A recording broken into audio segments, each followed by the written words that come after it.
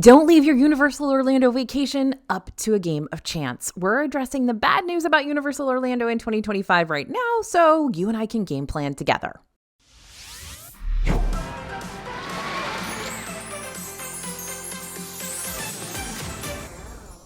Hey everybody, it's AJ for Disney Food Blog, and we're playing a game today. Can we cross the finish line and achieve the best Universal Orlando vacation ever in 2025, regardless of the bad news threatening to slow us down and unravel everything?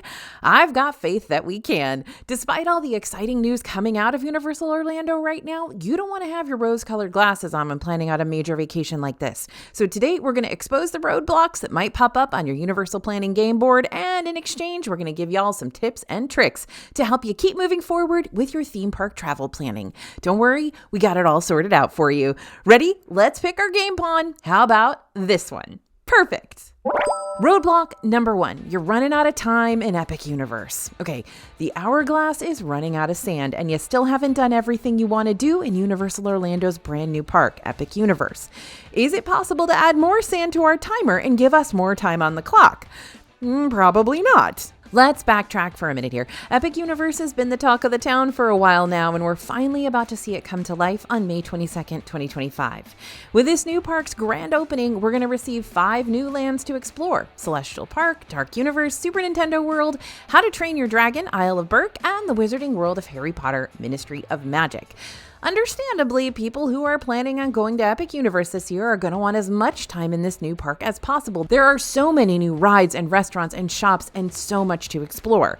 Across each of these lands, there's going to be over 50 new attractions. It's going to be hard to fit into a single day. But as it stands currently, the only way you can access Epic Universe when it opens is by purchasing a 3-day park ticket. And that doesn't mean you're going to have 3 days in Epic Universe.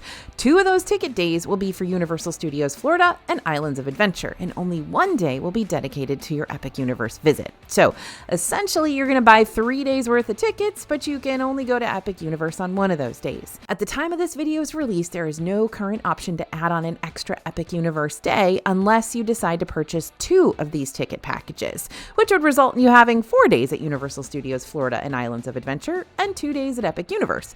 And that's going to get pretty expensive. But what about single-day Epic Universe tickets? Well, those don't exist for general admission guests yet. For the time being, the only way you can purchase a single-day ticket for Epic Universe is if you're a Universal Orlando annual pass holder. If you want to choose the way of the pass holder and purchase single-day tickets to Epic Universe via this method, there are 4 different pass holder options you can choose from within each of the 2 different pass holder categories. One category is for 2 park passes and the other is for 3 park passes. So that's 8 different pass holder options total for now. I'm not going to get into all the pass holder nuances today, but let's just say, much like you'll find over at Disney World, the more you pay for a pass, the more benefits you'll receive. 2 park passes, which provide admission to Universal Studios Florida and Islands of Adventure, started around $425 per ticket, but can get as high as $905 per ticket. While the 3 park passes, which provide admission to both already existing parks and Volcano Bay, not Epic Universe, started around $525 and get as high as $1,095. Now, after you become a proud UOAP owner, it's Universal Orlando Annual Pass owner, a single-day Epic Universe ticket is going to put you back an extra $122 to $173 plus per person, depending on when you want to visit. For the time being, pass holders have been limited to 6 single-day tickets per transaction. If you want to purchase an annual pass for the first time, you can do that one of 3 ways. Buy them directly through the Universal Orlando website, buy them in person at the theme park ticket window, or buy them over the phone at 866-7277-4386. And yeah, that's how you can get those single-day Epic Universe tickets at the moment. Otherwise, your only option is to buy the 3-day ticket package. So here's the good news. Universal has stated that additional ticket options will eventually be available for purchase, and we know they will be available before the park opens, though Universal hasn't given us an exact date for when they'll go live or even what they'll actually be. So here's what you can do for now. If you want to make sure you're one of the first people inside that new park, so you're going to secure your park tickets For Epic Universe ASAP, make sure you got a game plan before you go. What rides and restaurants, shows, souvenirs, and other unique extras do you want to prioritize during your one day there? We've got a free Epic Universe guide that you can pick up right now by scanning the QR code you see on the screen or by going to disneyfoodblog.com/epic after this, which will give you a nice overview of everything this park is going to have on offer. So you can game plan what you want to make sure to see. That way you can get your Universal travel group together one night to create your ultimate Epic Universe game plan. Come on, that's going to be a lot of fun. Maybe you can even have Epic Universe themed snacks to munch on while you work, and you can put on some of our Epic Universe videos to play in the background too, just to help set the mood. Make a whole thing out of it. However, if you're just excited to see Epic Universe, but you don't need to be there when the park first opens, then wait things out a little bit. Don't buy any tickets yet, and stay alert for the rest of those Epic Universe ticket options to be announced. We'll be sure to keep you up to date once we hear more about them too. That way you won't miss out on that first wave of new ticket releases once they go live. Roadblock number 2, Ride Rockit is closing for good. It's the ultimate roadblock of roadblocks on our game board today, the ride closure roadblock. In September of this year, the Universal Studios Florida coaster Ride Rockit will permanently close and, as Universal has stated, make way for a new experience. We don't know what this vague new experience for the park is going to be just yet, but all we know as of now is that our time to have one last go on this classic coaster is quickly escaping. So if you want to experience Ride Rockit before it's gone for good, make sure you plan your Universal visit before the fall season. However, if you know there's no way you're going to get to the park before Ride Rockit's departure, it's okay, I promise. Universal Studios Florida will still be a super fun day regardless, and if it makes you feel any better, I tend to skip this ride more often than not anyway, just because it's not the smoothest attraction ever, and I usually hop off of it battling a headache afterwards. There'll still be coasters available inside the park, like Revenge of the Mummy and Escape from Gringotts, but if you're a coaster fan, you'll probably want to dedicate spending more time in Islands of Adventure instead, since this Universal Park is the home of some really awesome coasters like Velocicoaster, Incredible Hulk, and my personal favorite, Hagrid's Magical Creatures Motorbike Adventure. And don't forget, Epic Universe is going to be opening up some really exciting new coasters too, so even with the loss of Ride Rockit, we're definitely not going to be lacking Universal thrills this fall. Look, just as long as they don't close my beloved E.T. Adventure Dark Ride in Universal Studios Florida, I'll be good with whatever changes Universal decides to spring on us this year, within reason. Roadblock number 3, parking. So what happens when the rules of the game aren't super clear and you find yourself having to go back 3 spaces, if not further, on your Universal Orlando game board? When it comes to up-and-coming parking dilemmas at Universal, this might be one of your greatest roadblock challenges that you face when visiting in 2025. Currently, if you're staying off property and driving over to the parks each day, you can park at Universal's parking garage to access all of the offerings. The garages provide direct access to Universal Studios Florida, Islands of Adventure, City Walk, and Volcano Bay. Easy enough, right? Well, when Epic Universe is thrown into the equation this May, parking is going to be trickier to navigate. Epic Universe is about a 15-minute drive away from Universal Orlando Resort, and while Universal has stated that there will be a bus service between the 2 locations, I have the sneaking suspicion that people may still end up parking in the wrong spot when trying to access one location or the other, just because this is all new and initially confusing. Not to mention, adding an additional bus ride after you've already parked will take away time from your park day, so you'll definitely want to get up and around and plan for that potential extra travel time before your park day commences. The most important thing to remember, especially if this is your first time ever visiting Universal Orlando, is that again, everything aside from Epic Universe and Epic Universe's 3 new hotels, Stella Nova, Terra Luna, Helios Grand, will be within walking distance if you're parked in the Universal Orlando Resort parking garages. However, if you're parked around the Epic Universe area, you will need to plan on taking a bus to get to anywhere else you want to go around Universal that day. Or you're going to need to drive over to the other areas yourself. Roadblock number 4, missing express passes. One minute you're planning this super epic game strategy to help you win during your Universal Orlando vacation, and the next minute that strategy completely shatters when you realize there's a major catch that you've overlooked. As I mentioned in the point before this one, Epic Universe is opening 3 new hotels inside the Epic Universe area. One, which literally just opened not too long ago, the Stella Nova Prime Value Hotel. But the hotel we're really excited to see open around the same time the new park is opening is the Mediterranean-themed Grand Helios Premier Hotel, which will be inside the Epic Universe Park, and that means it'll have a dedicated entrance leading you right into Celestial Park. A shortcut? In this Universal Orlando game? Don't mind if I do. But remember, there's a major catch to this. Scratch that, there are 2 catches. Usually when you stay at one of Universal's higher-end premier hotels, you receive free unlimited express passes to help you bypass most of the main queue lines featured around the parks in exchange for way shorter queues. But when it comes to Epic Universe, initially there'll be no express passes you can rely on to work your way around those Epic Universe crowds. Express passes will only be available to use inside Universal Studios Florida and Islands of Adventure, though this will more than likely change once the Epic Universe hype dies down a bit. And B, Helios Grand will not have unlimited express pass perk included at all whatsoever with your stay. That's a huge missing perk, and one that can really trip people up when they've gotten the information from, their friends at Book Club that all of these expensive hotels at Universal give you these express passes. Helios Grand not going to do it here at the beginning. So yeah, you'll be gaining a perk of staying in the backyard of Epic Universe while at Helios Grand. You'll be paying the same price and potentially more than you will for a stay at Hard Rock Hotel or Portofino Bay or Royal Pacific, but missing out on a massive offering that will likely be fairly necessary when visiting the parks at a busier time of year. So, decisions, right? Now for the Helios Grand silver lining that goes beyond the dedicated park entrance. Not only will this resort be gorgeous with a capital G to stay in once it opens, but it'll still provide you with a different big Universal Park benefit you'll also receive when staying at any other hotel on property too, and that's early theme park admission. Each day, Universal alternates which of their parks opens an extra hour early for the Universal Hotel guests only.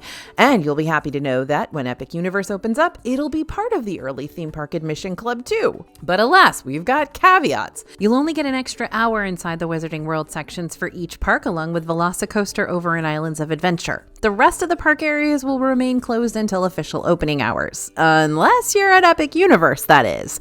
While Epic Universe's Ministry of Magic section will remain closed during early theme park entry, you will be able to access the attractions in Super Nintendo World and inside Celestial Park during that extra hour of time. But here's what I'm going to say about the no express pass thing. So when I went to Fantasy Springs over in Tokyo Disney, when that new land first opened, there was no kind of fast pass option. There was no kind of lightning lane option.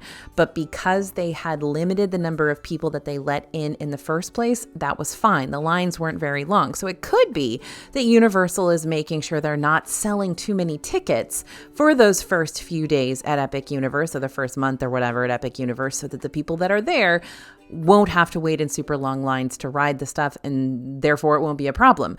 But who knows? We're going to have to wait and see if that's how they handled it or not. Roadblock number 5, sugary overload. Okay, it seems like our DFB game pond has crashed and burned due to too many sugary snacks in the premises. We knew it had to happen eventually. It happens to me all the time. Universal is no stranger to sweet treats and tasty desserts. You got unique ice creams and massive donuts the size of your face. Over at Lard Lad, you got all those butter beers and lots of other goodies that are going to make your taste buds happy but might make your tummy angry after a while. So the only way to combat this is to find some savory snacks around the parks to help pick ourselves back up again, right? Right, that's exactly how this works. And here are the savory snacks that I most recently ordered around Universal that I feel happy to recommend. Note to self, update this list once Bria and I taste our way around Epic Universe this year. Savory snack number 1, Hoo Hash. Please get it. I know you would not think this would be good, but it is so good. It's at Green Eggs and Ham Cafe in Islands of Adventure. They sell loaded tots and cans of Hoo Hash, just like the Grinch swiped out of the fridge while stealing Christmas, which now that I know how good it is, makes me even extra angry with him. And you're going to find a variety of different loaded tot options here. The Hoo Hash only has one variety, which is really all you need. Hoo Hash comes in an aluminum tin, stuffed with corned beef, onions, and white cheese sauce, scallions, and tater tots. I know, it doesn't sound good. It keeps not sounding good, but I promise you, it is incredible. My favorite thing about it, though, is that the toppings don't just sit on top and leave the rest of the tater tots high and dry. Toppings are mixed all throughout so that every single forkful of Hoo Hash is delicious. I love a well-constructed snack. Savory snack number 2, jacket potatoes. Over at the London Taxi Hut stand in Universal Studios Florida, right outside the Diagon Alley area, very easy to miss, by the way, you can find simply executed yet still brilliant loaded baked potato offerings like broccoli and cheese and beans and cheese and the classic loaded potato with cheese, bacon bits, sour cream, and chives. And of course, there's a shepherd's pie potato as well. Jacket potatoes cost around $11, but you can also ask for a plain baked potato with just butter and salt for a couple of dollars less. That's not going to be on the menu. That's just a little secret menu hack for you. Savory snack number 3, street tacos. Know what I love about street tacos? You can make them a hearty snack or you can make them a light meal. Depends on what you're after. Bumblebee Man's taco truck in the Simpsons area of Universal Studios, Florida doesn't have a huge menu, but it does have street tacos like the marinated chicken, grilled beef, or roasted pork variety. Each order comes with 2 tacos topped with onions and cilantro, served with a side of tortilla chips and your choice of red or green salsa. Savory snack number 4, seasonal specialties. I really don't talk about Universal seasonal stuff all that much, but I should, because if you visit Universal Studios Florida during an event like Mardi Gras, included with your ticket, or Halloween Horror Nights, which is a separate ticket purchase, then your savory snack options are gonna expand tenfold. For example, during certain holidays, Universal's gonna bring out their Twisted Taters, which is a spiralized, fried, and seasoned potato with different flavors to try depending on the event. And during Halloween Horror Nights, you've got those pizza fries you can chow down on, which will usually be available over at Louie's Italian restaurant. Now, before one of you points it out in the comments, yes, I am a potato fiend and I'm proud of it. I love a potato. What happens when you're afraid to move forward on your Universal game board because you're anxious about what's on the horizon? Hey friends, it's Bria, the DFB scriptwriter, and one of the lands I'm most excited to see come to life in Epic Universe is Dark Universe. But it's also the land I'm most intimidated by, and you might feel the same way. Dark Universe is going to be a land celebrating universal monsters, so we're going to see Frankenstein, Dracula, the Wolfman, the creature from the Black Lagoon, the Invisible Man. Okay, we're not going to see the Invisible Man, but by golly, he's going to be there. And someone who absolutely adores the stories of these monsters, I am so excited for this edition. But I really toe the line with how much horror my heart can realistically handle. I'm more of a, I'll watch it on screen, but don't make me a part of the action sort of person, which is why Halloween Horror Nights is typically a no-go for me. So while Dark Universe is an exciting idea, the concept art for this place, as well as those sneak peeks of the Universal Monster animatronics, have got me wondering if I'm gonna love this place or if I'm gonna be checking behind my shoulder the whole time I'm here because I'm the kind of on-edge person who's gonna jump when my unfrosted Pop-Tarts pop out of the toaster. So how scary is Dark Universe really going to be when it opens up? And do I really have reason to be on edge with this one? Universal has stated that they will be pushing the boundaries on intensity when it comes to their attractions in this section of the park. But they've also stated that they're going to keep things family friendly. Okay, I can live with that. But what still has me a bit apprehensive is that they've also claimed that the new Monsters Unchained, the Frankenstein Experiment Dark Ride, will be their most terrifying attraction yet. Considering Universal Studios Florida's Revenge of the Mummy coaster can feel pretty intense for me at times, I can only imagine what's in store for Monsters Unchained. Will I still go on this ride? 1,000%. Considering the fact that Universal has mentioned that this will still be a family-friendly section of the park, it does help to ease my nerves. However, if you're planning on taking your younger kiddos to Epic Universe and you don't know how they're going to respond to the whole section themed around monsters and creatures that go "ow" in the night,